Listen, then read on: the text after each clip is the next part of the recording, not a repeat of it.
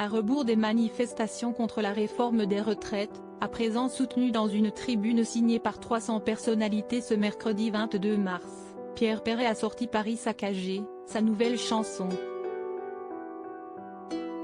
Publié le dimanche 19 mars sur YouTube, ce titre qui étrille avec humour l'enlaidissement de la capitale, évoquant tour à tour l'amoncellement des déchets et le surplus de travaux.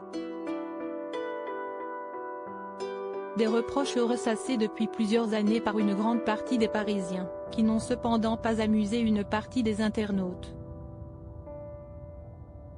Le chanteur de 88 ans est revenu pour BFM TV sur les vives réactions suscitées par ses paroles.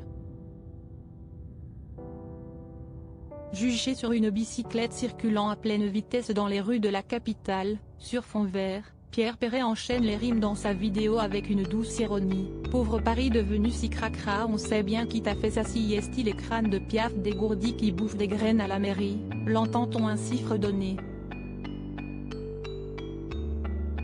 Toutefois, le timing de la publication, en pleine grève des éboueurs, lui a valu de nombreuses critiques,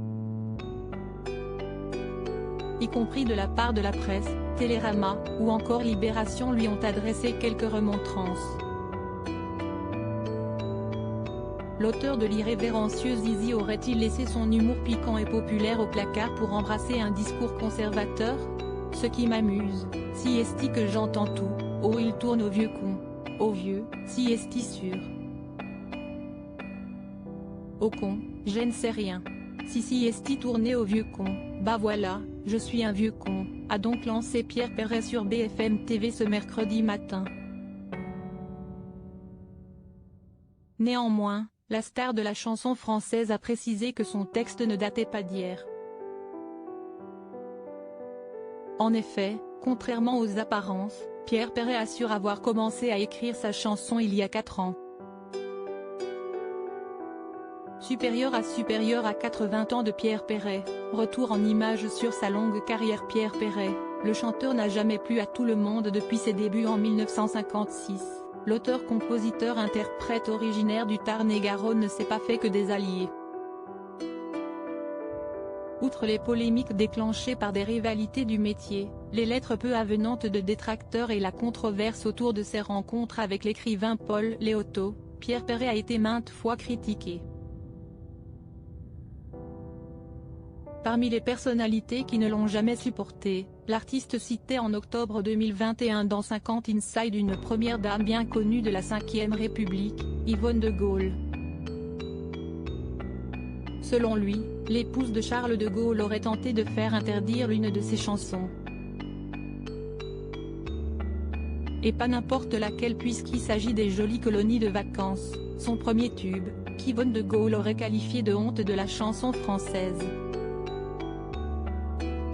En septembre 2021, Pierre Perret avait également confié avoir eu du mal à faire accepter Lily, sa chanson inspirée d'un voyage à New York et d'un meeting d'Angela Davis, militante des droits de la communauté afro-américaine.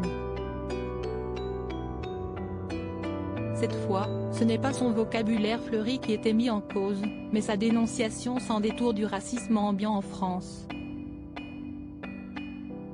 Personne ne voulait la passer parce que ce n'était pas très comestible, c'est notamment souvenu Pierre Perret, qui est ensuite parvenu à imposer son titre, devenu l'un des classiques de son répertoire. Rien d'étonnant donc, à le voir balayer les récentes critiques d'un revers de la main.